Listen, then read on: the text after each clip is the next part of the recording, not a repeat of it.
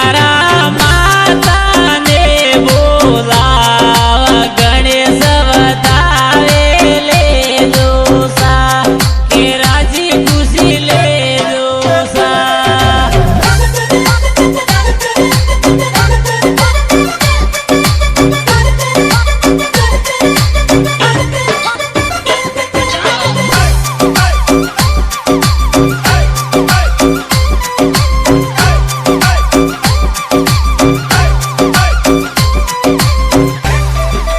जोशी करे ने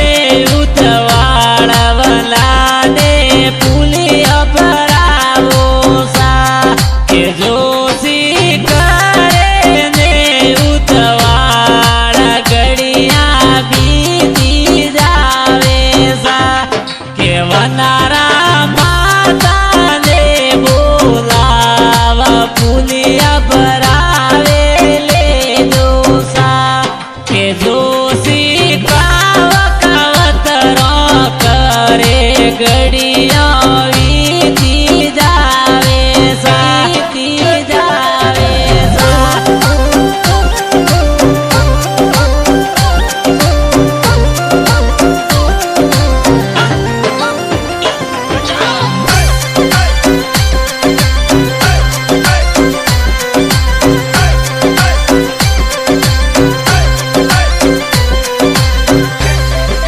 वनारा बापस ने बोलाव पीटिया मस्त बनावे सा के जोशी सो मोरत जाए रे पीटिया झटपट लेवो सा के वनारा साथीड़ा बोलाव पीटिया झटपट लेवो सा के जोशी मेड़मती बोल पीटिया साथीड़ा लगावे साथीड़ा लगावे सा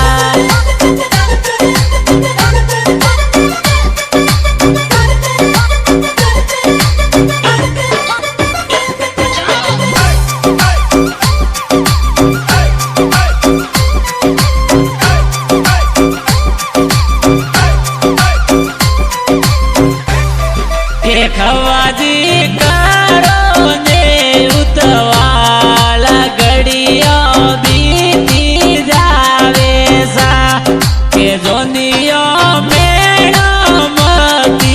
बोलो लाडलो तियार उपासा के बर जो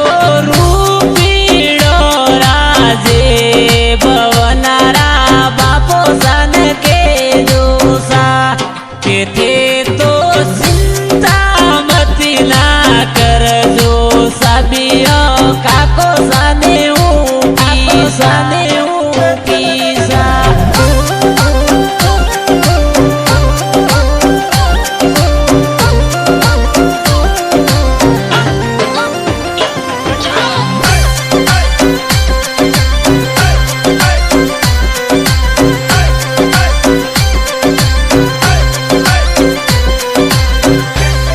के कर जो